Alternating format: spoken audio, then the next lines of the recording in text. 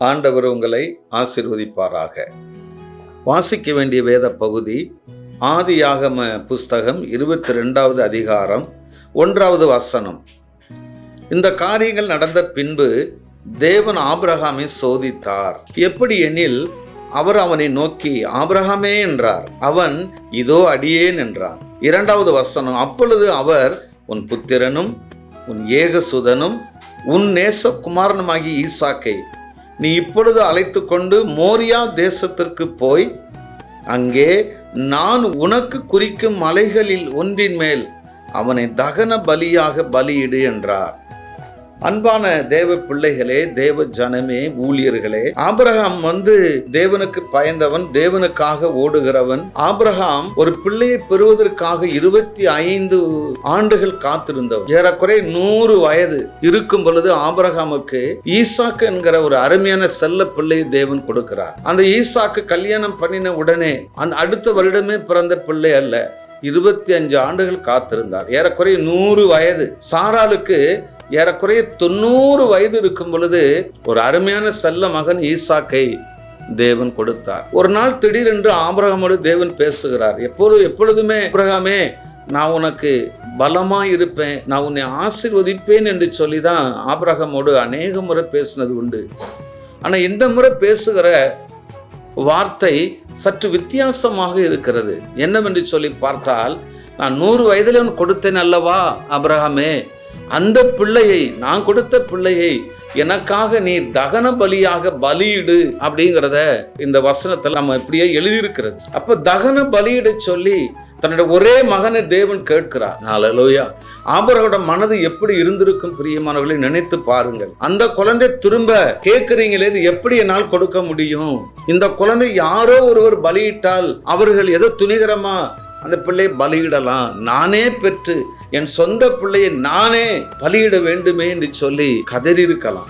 வேதத்தில் எழுதப்படலை. ஆனா நீங்க 3வது வசனம் வாசிக்கும் பொழுது நீங்க பார்த்தீங்கன்னா, ஆபிரகாம் அதிகாலையில் எழுந்து தன் கழுதையின் மேல் சேணம் கட்டி தன் குமாரர்கள் 2 பேரையும் தன் குமாரன் ஈசாக்கையும் கூட்டிக் கொண்டு தகன பலிகளுக்கு கட்டையை பிளந்து கொண்டு தேவன் தனக்கு குறித்திருக்கிற இடத்திற்கு புறப்பட்டு போனாங்க. பாருங்க, ஆபிரகாமோட ஆண்டவர் பேசின உடனே அவன் அப்படியே கீழ்ப்படுகிறான். என்னவென்று சொல்லி பார்த்தால், தன் மகனை பலியிடுவதற்கு கட்டை தேவைப்படுமே என்று சொல்லி கட்டைகளை எடுத்து உடைத்து அதை 2 ஆக்கி அப்படி கட்டைகளை ரெடி பண்ணி ஆயத்தம் பண்ணி ஒரு கட்டாக கட்டி வைத்து, காரணம் என் மகனை பலியிட வேண்டும், என் தேவன் என் மகனை கேட்டிருக்கிறார், பலியிட சொல்லியிருக்கிறார், நான் பலியிட வேண்டுமே என்று சொல்லி கட்டைகளெல்லாம் பிளந்து அடுக்கி வைக்கிறத நாம் பார்க்கிறோம்.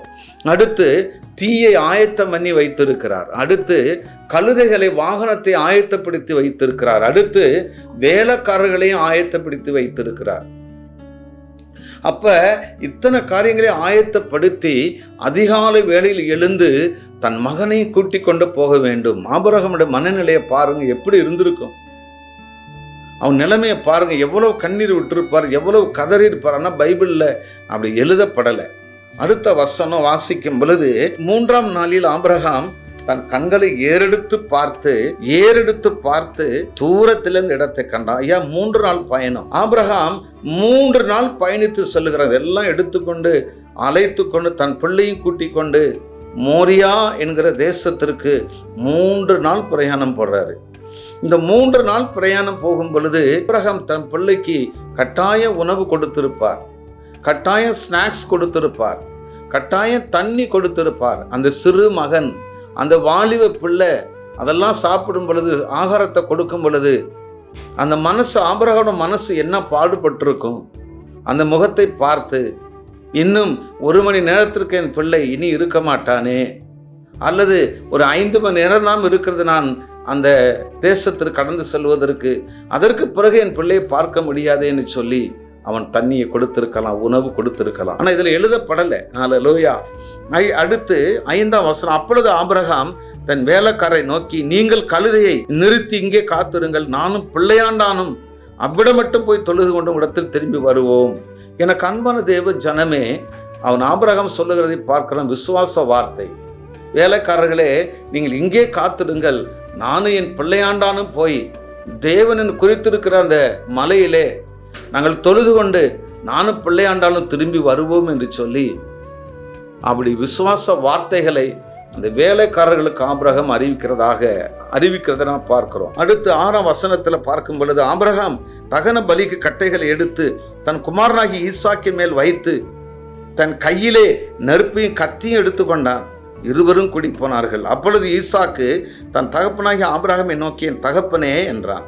அதற்கு அவன், என் மகனே, இதோ இருக்கிறேன் என்றான். அப்பொழுது, இதோ நெருப்பும் கட்டையும் இருக்கிறது, தகன பலிக்கு ஆட்டுக்குட்டி எங்கே என்று அந்த சின்ன மகன் கேட்கிறான். அந்த வாலிப பிள்ளை. நல்லா கவனிங்க, கட்டைகளும் எடுக்கப்பட்டாச்சு, கத்தியையும் எடுக்கப்பட்டாயிச்சு, விறகுகளையும் எடுத்துக்கொண்டு தன் மகனை கூட்டி கொண்டு போகும் பொழுது அந்த மகன் கேட்கிறான், அப்பா, தகன பலிக்கு கட்டைகள் இருக்கிறது, தீயெல்லாம் இருக்கிறது, கத்தியும் இருக்கிறது, ஆட்டுக்குட்டி இல்லையப்பா என்று சொல்லி தன்னோட அப்பாட்ட கேட்கும் பொழுது அடுத்த வசனம் வாசிக்கும் பொழுது பாருங்க, அதற்கு ஆபிரகாம், என் மகனே, தேவன் நமக்கு தகன பலிக்கான ஆட்டுக்குட்டியை, அந்த இடத்துல நமக்கு என்று சொல்லுகிறதை பார்க்கிறோம். நான் பலியிடும்படி எனக்கு அந்த ஆட்டுக்குட்டியை தருவார் என்று சொல்லவில்லை. நமக்கு, நம்ம 2 பேருக்கும் ஒரு ஆட்டுக்குட்டியை தகன பலியிடுவதற்கு அவர் கொடுப்பாரப்பா, நீ கர்த்தர் பார்த்து கொள்வார், நீ பயப்படாத, என்னோடு வா என்று சொல்லி தன் மகனை கூட்டி கொண்டு போகிறார். தேவன் அவனுக்கு சொல்லியிருந்த இடத்துக்கு வந்தார்கள். அங்கே ஆபிரகாம் ஒரு பலிபீடத்தை உண்டாக்கி கட்டைகளை அடுக்கி தன் குமாரனாகி ஈசாக்கை கட்டி அந்த பலிபீடத்தில் அடுக்கிய கட்டைகளின் மேல் அவனை கடத்தினான். பின்பு ஆபிரகாம் தன் குமாரனை வெட்டும்படிக்கு தன் கையை நீட்டி கத்தி எடுத்தான். ஈசாக்கு தான் பலி பொருள் என்று சொல்லி ஈசாக்குக்கு தெரியாது. ஆனால் ஆண்டவர் பேசும் பொழுது ஆபிரகாம்கிட்ட மட்டும்தான் பேசினார், உன் பிள்ளை எனக்கா தகன பலியிடுன்னு சொல்லி. ஆனால் பிள்ளைக்கு தெரியாது. பிள்ளை ஒவ்வொரு கேள்வியை கேட்கும் போதெல்லாம் எவ்வளவு விசுவாச வார்த்தைகளை ஆபிரகாம் கூறார் பாருங்க. ஆட்டுக்குட்டியை நமக்கு பலியிடும்படிக்கு ஆட்டுக்குட்டியை தேவன் பார்த்து கொள்ளுவார் என்று சொல்லி விசுவாச வார்த்தைகளை அந்த இடத்துல ஆபிரகாம் தன் பிள்ளையோடு பேசுகிறார். அல்லேலூயா, கர்த்தர் நல்லவர். அந்த ஆபிரகாம் தன்னுடைய கரத்தை நீட்டி தன்னுடைய கட்டைகளை அடிக்க வைத்து விட்டு, அந்த கட்டைகளையும் அடுக்கி எல்லாம் ரெடியாகி விட்டது. தன்னோட மகனையும் இறுக கட்டி அப்படியே கட்டி எடுத்து அது மேல தகன பலிக்கு அந்த கட்டைகள் மேல வைக்கிறத பார்க்கிறோம். அப்படி வைத்த உடனே சடன்லியா அவர் என்ன செய்யறாருன்னா கத்தி எடுக்கிறார், உடனே எடுக்கிறார். நல்லா கவனிங்க, ஆபிரகாம் தன்னோட தேசத்தை விட்டு புறப்பட்டு வருகிற வரை தேவன் ஒன்றுமே பேசவில்லை. வேலைக்காரர்களை இந்த இடத்துல நிறுத்திவிட்டு நாங்கள் போய் வருவோம் என்று சொல்லி சொன்னபோது கூட ஒன்றும் பேசவில்லை. அவர் ஒன்றுமே பேசாமல் இருந்தவர் திடீரென்று ஆபிரகாமை கூப்பிட காரணம் என்ன? அவன் கத்தி எடுத்து விட்டான், கட்டாயம் தன் மகனை வெட்டி விடுவான் என்று சொல்லி தேவனுக்கு ஆபிரகாம் மேல அவ்வளவு நம்பிக்கை வந்துருச்சு. அவ்வளவு நம்பிக்கை, ஒரு அலாதிய பிரியம் அவர் மேல அதிகமா நம்பிக்கை வந்துருச்சு. கட்டாயம் நான் சொல்ற வார்த்தை கீழ்ப்படி தகன பலி ஆகி விடுவான், வெட்டி விடுவான் என்று சொல்லி அவர் எப்படி கூப்பிடுகிறதை பார்க்கிறோம். 11வது வசனத்திலே, அப்பொழுது கர்த்தருடைய தூதனானவர் வானத்திலிருந்து ஆபிரகாமே, ஆபிரகாமே என்று கூப்பிட்டார். அவன், இதோ அடியேன் என்றான். என் பிள்ளை கத்தி எடுத்து வெட்டி விடுவானே, என்ன செய்வது என்று சொல்லி ஆபிரகாம் அவன் செய்த காரியத்தை பார்த்த உடனே தேவதூதன் உடனே ஆபிரகாமே, ஆபிரகாமே அப்படின்னு சொல்லிட்டு அடுத்து, அப்பொழுது அவர், பிள்ளையாண்டான் மேல் உன் கையை போடாதே, அவனுக்கு ஒன்றும் செய்யாதே, நீ அவனை உன் புத்திரன் என்றும் உன் ஏகசுதன் என்றும் பாராமல் எனக்காக ஒப்பு கொடுத்தபடியினால் நீ தேவனுக்கு பயப்படுகிறவன் என்று இப்பொழுது அறிந்திருக்கிறேன் என்றான். பாருங்க, அவர் எப்படி சொல்றாரு பாருங்க. இந்த ஆபிரகாம் கத்தி எடுத்து பிள்ளையை வெட்ட போகிற நேரத்தில் தூதனானவர் வந்து, ஆபிரகாமே, ஆபிரகாமே என்று கூப்பிட்டு, உன்னுடைய நேசகுமாரனே, செல்ல மகனே, எனக்கா பலியிட போறது நான் அறிந்துட்டேன், என்னை உங்களுடைய பிள்ளையை விட என்னதான் நீ அதிகமாக நேசிக்கிறாய் என்று சொல்லுகிறதை நான் அறிந்து விட்டேன், நான் புரிந்து கொண்டேன். மகனே ஆபிரகாமே, பிள்ளை மேலே கையை போடாதே என்று சொல்லி ஒரு பரிதவிக்கிற வார்த்தையோடு தேவன் பேசுகிறதை பார்க்கிறோம். முதல்ல பேசும் பொழுது, ஆபிரகாம் இங்கே வா, எனக்கு பலியிடு அப்படின்னு சொன்னவர் ஒன்றுமே பேசாமல் இருந்து அவன் கட்டாயம் எனக்காக நான் சொன்ன வார்த்தை கீழ்ப்படிந்து பலியிட்டு விடுவானே என்று சொல்லி அறிந்து ஆபிரகாமே, ஆபிரகாமேன்னு சொல்லி துயர சத்தமாக கூப்பிட்டு, பிள்ளையாண்டன் மேல் கையை போடாதப்பா ஆபிரகாம், நீ உன சொந்த பிள்ளை என்று சொல்லிவிட பாராமல், உனக்கு 100வது வயதில் கொடுத்த பிள்ளை என்று சொல்லிக்கூட நீ நினைக்காமல், எனக்காக நீ தகன பலி கொடுக்க வேண்டும் என்று இவ்வளவு உற்சாகமாய் நீர் செய்தது நிமித்தமாக நான் உன்னை நினைச்சு மிகவும் சந்தோஷப்படுறேன் ஆபிரகாம் அப்படின்னு சொல்லுகிறார். இதை பார்த்து கொண்டிருக்கிற தேவ பிள்ளைகளே, தேவ ஊழியர்களே, நம்மை பார்த்து தேவன் இப்படி ஒரு காரியத்தை செய்ய சொன்னால் நாம் என்ன செய்திருப்போம் சற்று யோசித்து பாருங்கள். ஹல்லேலூயா. எவ்வளவு கஷ்டமான ஒரு சூழ்நிலை ஆபிரகாமுக்கு வருகிறது பாருங்கள். 75வது வயதில் ஆபிரகாமோடு பேசி இந்த 25 ஆண்டுகளும் ஆபிரகாம் காத்திருந்து பெற்ற செல்ல பிள்ளைய பலியிட வேண்டும் என்று சொன்ன உடனே அவன் எந்த ஒரு மறு உத்தரவும் கொடுக்காமல், எந்த ஒரு மாறுதரம் பேசாமல் தேவனுடைய வார்த்தைக்கு கீழ்ப்படிந்து புறப்பட்டு அவன் போகிறதை பார்க்கிறோம்.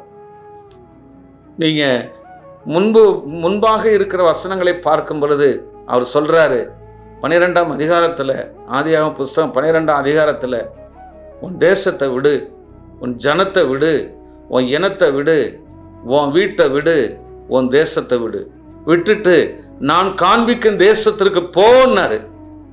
ஐயா, எந்த இடம்னு சொல்லலை, அவன் விசுவாசித்து புறப்பட்டு போனான் என்று சொல்லி பார்க்கிறோம். அதே புறப்படுதல் தான் மோரியா தேசத்தில் இருக்கிற மலையை நோக்கி புறப்படுகிறார்.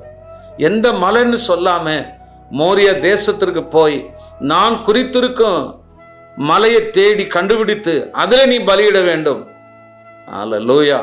ஆபிரகாம் அப்படியே கீழ்ப்படிஞ்சு எல்லாவற்றையும் ஆயத்தம் பண்ணி கொண்டு தகன பலியிடுவதற்கு அவர் சென்று கொண்டிருக்கும் பொழுது ஆண்டவர் ஒன்றும் பேசாமல் இருந்து அவன் எப்படியாவது பிள்ளையை கொன்று விடுவான் என்று தேவன் நினைத்த பிறகுதான் தேவன் பேச ஆரம்பிக்கிறார். ஆபிரகாமே போதுப்பா, நீ என் சொல்லுக்கு கீழ்ப்படிஞ்சிட்ட, பரவாயில்ல, நீ இவ்வளவு தூரம் கீழ்ப்படிஞ்சு வந்ததுனால கட்டாயம் நீ யாரு?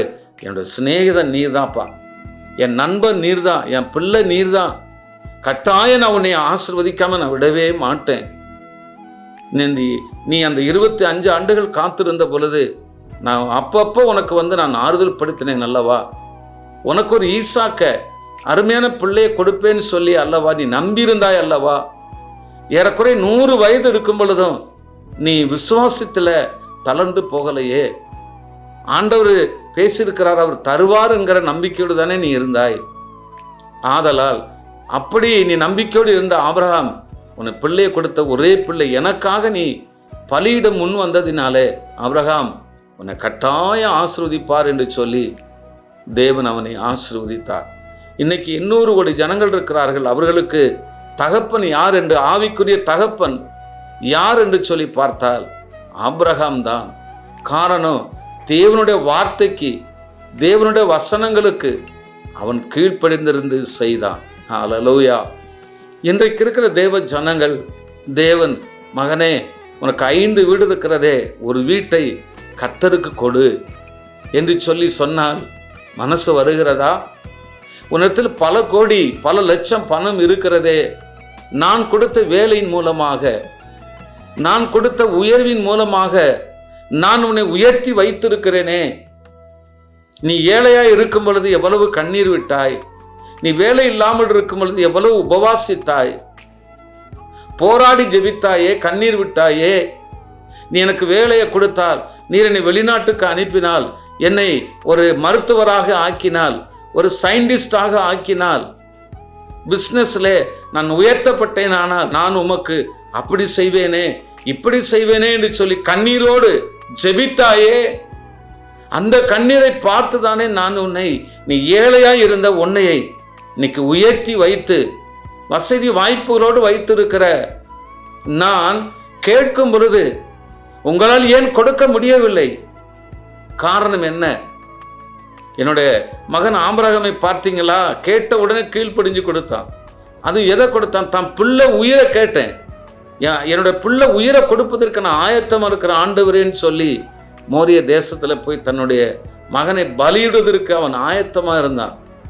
இன்னைக்கு நிறைய பணம் சம்பாதித்து வைத்திருக்கிறவர்கள் ஒரு மிஷினரிக்கு ஒரு 100 ரூபாய் அனுப்புவது அவ்வளவு கஷ்டமாக இருக்கிறது, கடினமாக இருக்கிறது.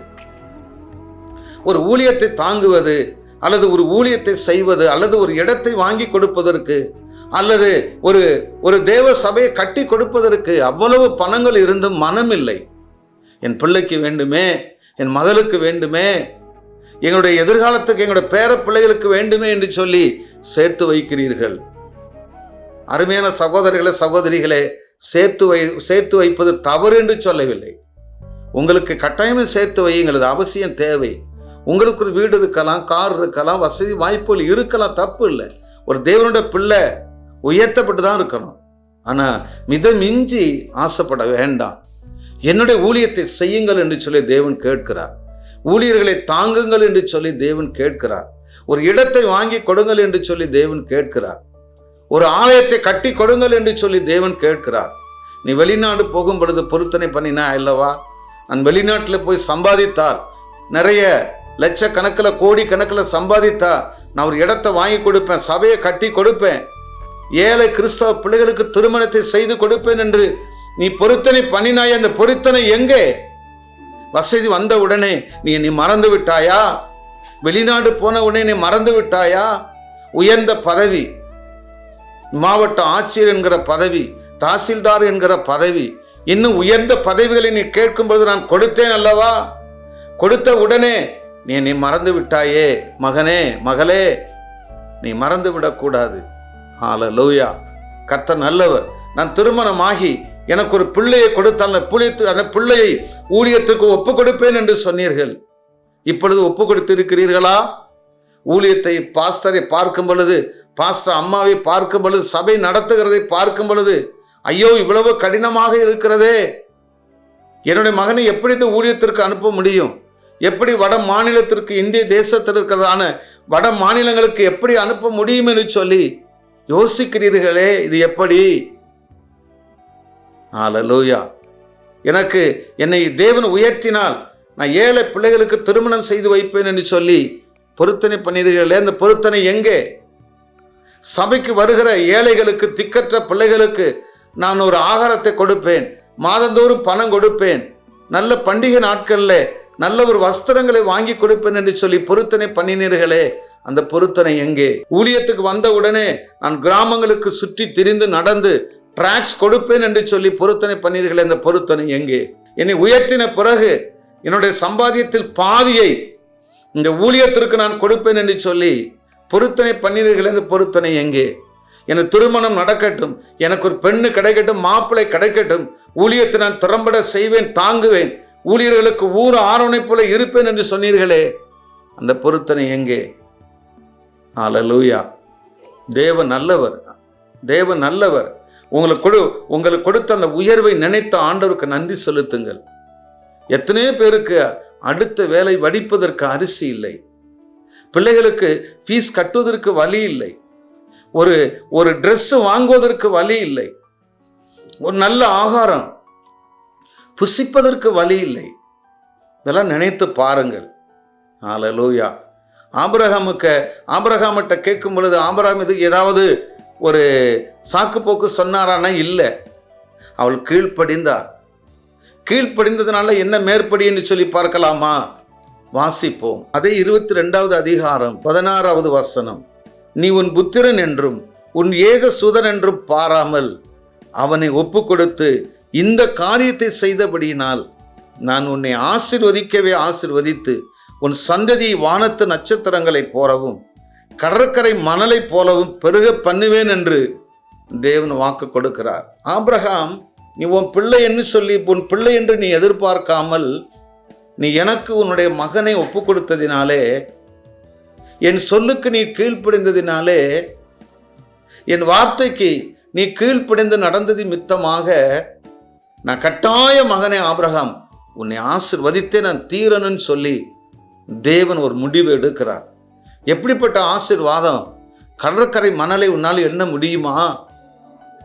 வானத்து நட்சத்திரங்களை உன்னால் எண்ண முடியுமா என்று சொல்லி பார்த்து, அந்த வானத்து நட்சத்திரங்களை உன்னால் எண்ண முடியாது, கடற்கரை மணலை உன்னால் கட்டாயம் எண்ண முடியாது. அதை போல உன் சந்ததியை பெருக பண்ணுவேன். ஐயா நல்லா கவனிங்க. 75 வயது இருக்கும் பொழுது ஆபிரகாமோடு ஆண்டவர் பேசுகிறார், உனக்கு பிள்ளையை தருவேன்னு. ஐயா மனைவி மலடி ஏறக்குறைய 90 வயசு வந்துருச்சு, ஏறக்குறைய 100 வயசு வந்துருச்சு. அந்த ஒரு பிள்ளைக்காக 25 ஆண்டுகள் காத்திருந்த ஆபிரகாம், அவன் ஒவ்வொரு வருஷமும் ஒவ்வொரு மாதமும் அவன் எவ்வளவு வேதனைப்பட்டிருப்பான், ஆபிரகாம் எவ்வளவு துக்கப்பட்டிருப்பான், வேதத்தில் எழுதப்படவில்லை. அவனுக்கே ஒரு முறை சிரிப்பு வந்தது. சாராளுக்கு ஒரு முறை தேவ தூதர்கள் 3 பேர் வந்து அதில் சொல்லும் பொழுது அவருக்கே ஒரு நகைப்பு வந்துச்சு. சாராளுக்கு நம்பிக்கை இல்லை. அப்படி காரணம் என்னன்னா, இத்தனை ஆண்டுகள் காத்திருந்து இன்னும் கிடைக்கவில்லை என்று சொல்லி ஏறக்குறைய 100 வயதிலே தேவன் கொடுத்தார். ஒரு பிள்ளைக்காக காத்திருந்த ஆபிரகாமுக்கு ஆண்டவர் சொல்றாரு, கடற்கரை மணலை உன்னால என்ன முடியுமா, வானத்து நட்சத்திரங்களை உன்னால என்ன முடியுமா, எண்ணிப்பார் ஆபிரகாம், போய் பார்த்துட்டு வா. அவன் போய் பார்க்கறான், என்ன முடியலை. எப்படி இந்த கடற்கரை மணலையும் வானத்து நட்சத்திரங்களையும் உன்னால் என்ன முடியலையோ, இதை விட அதிகமான ஜனங்களை இந்த பூமியில உனக்கு சொந்த பிள்ளையாக நான் கொடுப்பேன் என்று சொல்லி இன்னைக்கு 800 கோடி ஜனங்கள் ஆபிரகாமுடைய சந்ததியா இருக்கிறார்கள். காரணம் என்னவென்றால், அவன் தேவனுடைய வார்த்தைக்கு கீழ்ப்படிந்து நடந்தான். தேவனுடைய வார்த்தை அள்ள தட்டவில்லை. நான் படிக்கும் பொழுது நான் ஒரு பொருத்தனை பண்ணினேன். என்னை ஒரு கல்லூரி பேராசிரியராக தேவன் மாற்றினால் நான் மிகப்பெரிய அளவில் நான் ஊழியத்தை செய்வேன், என்ற சம்பாத்தியத்தை நான் இந்த ஊழியத்திற்கு கொடுப்பேன் என்று சொல்லி ஒரு பொருத்தனை பண்ணினேன். ஆனால் தேவன் என்னை முழு நேர ஊழியனாக வந்ததினாலே அதை நான் நிறைவேற்ற முடியவில்லை. ஆனாலும் ஒரு முடிவு எடுத்திருக்கிறேன், கட்டாயம் தேவன் என்னை உயர்த்துவார். ஊழியத்திற்கு வந்தால் உயர்வு இல்லையா என்று சொல்லி பார்த்தால் இல்லை. உலக வேலை செய்வதை விட ஊழியத்தில் தான் அதிக ஆசீர்வாதம் இருக்கிறது. தேவனுடைய வார்த்தைக்கு நாம் கீழ்ப்படிந்து நடக்க ஆரம்பித்து விட்டோம் என்றால் தேவன் வானம் கொல்லாத அளவுக்கு ஆசீர்வாதங்களை தேவன் தருவார். கட்டாயம் என்னையும் தேவன் உயர்த்தும் பொழுது அந்த பொருத்தனைகளை நான் நிறைவேற்றுவேன் என்று சொல்லி நான் வாஞ்சியோடு இருக்கிறேன், ஆசையோடு இருக்கிறேன். எனக்கு அன்பான தேவ பிள்ளைகளே, உங்கள் மத்தியிலே ஆபிரகாமை சோதிக்கும் பொழுது அவன் எப்படி கீழ்ப்படிந்து அந்த சோதனைக்குள்ளே அவன் கீழ்ப்படிந்து நடந்தானோ, அதை போல நீங்களும் நானும் நமக்கு வருகிற சோதனைகள் வரும்போது, வேதனைகள் வரும் பொழுது, பாடுகள் வரும் பொழுது, துக்கங்கள் வரும் பொழுது, துயரங்கள் வரும் பொழுது நீங்களும் நானும் சோர்ந்து போகாமல் தேவன் சொன்ன வார்த்தை கீழ்ப்படிந்து நீங்கள் நானும் ஓட வேண்டும். தேவன் சொன்ன வார்த்தைகளை கர்த்தர் நிறைவேற்றியே தீருவார். தேவன் சொன்ன வார்த்தைகள் நிறைவேறும் என்கிற நம்பிக்கை நமக்கு வேணும். தேவன் நம்மளை உயர்த்துவார், தேவன் நம்மை ஆசீர்வதிப்பார். வைராக்கியமாய் ஊழியம் செய்ய வேண்டும். ஐயா, விடுமுறை நாட்களில் ஊழியம் செய்ய வேண்டும். தேவதாசோட பிள்ளைகளை தாங்கணும். நீங்கள் சொந்த உறவுகளுக்கும் உங்கள் கார் டிரைவர்களுக்கும் வீட்டுக்கு வருகிற வேலைக்காரர்களுக்குமே நீங்கள் செய்து கொண்டிருக்கிறீர்கள். அப்படி அல்ல, செய்யத்தக்கவனுக்கு செய்ய வேண்டும். ஹல்லேலூயா. யாருக்கு தேவை இருக்கிறதோ அவர்களுக்கு நாம் கொடுக்க வேண்டும். யாருக்கு என்ன தேவைப்படுகிறதோ அதை உற்சாக மனதோடு சென்று கொடுக்க வேண்டும். தேவன் நிச்சயமாக உங்களை கட்டாயம் உயர்த்துவார், கட்டாயம் தேவன் ஆசீர்வதிப்பார், கட்டாயம் தேவன் மேன்மைப்படுத்துவார். சோர்ந்து போகாமல் இருங்கள். கட்டாயம் ஏற்ற காலத்தில் நீங்க நினைக்கிற காரியம் உங்களுக்கு நிறைவேறும். சோதனையிலே தேவன் தோற்றது போல நான் ஆபிரகாமிட்ட சொன்ன பொழுது அவன் தோற்று போய்விடுவானோ என்று சொல்லி நினைத்தார். ஆனால் ஆபிரகாம் வெற்றி பெற்று விட்டான். அவன் கை கொடுத்திருப்பார். ஹல்லேலூயா.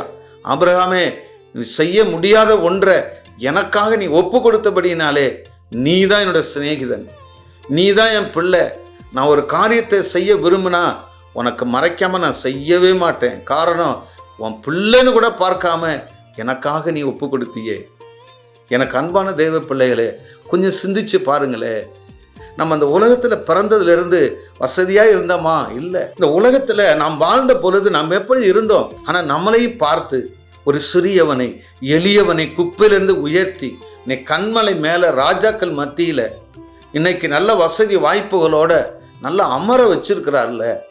யார்ட்டையும் நம்ம கையேந்தாதபடிக்கு நமக்கு நல்ல பலனை கொடுத்து, வேலையை கொடுத்து, உயர்வை கொடுத்து, வசதி வாய்ப்புகளை கொடுத்து, பிள்ளைகளை கொடுத்து, கார்களை கொடுத்து, நல்ல வீடுகளை கொடுத்து, ஏசி அறைகளை கொடுத்து, நல்ல லக்ஸரியா செல்வதற்கான மிகப்பெரிய வாகனங்களை கொடுத்து நான் உங்களை உயர்த்தி வைத்திருக்கிறேனே, நீங்கள் எனக்காக என்ன செய்தீர்கள்? உங்கள் மேல எனக்கு குறைவு உண்டு. என்ற ஊழியம் தடைப்பட்டிருக்கிறது, என்ற ஊழியங்கள் தடைப்பட்டிருக்கிறது, என்ற ஊழியங்கள் செய்ய முடியாமல் ஊழியர்கள் தவிக்கிறார்கள், விசுவாச பிள்ளைகள் தவிக்கிறார்கள். திருமணத்துக்காக ஆயத்தம் ஆகிவிட்டது, ஆனா பணம் இல்லை.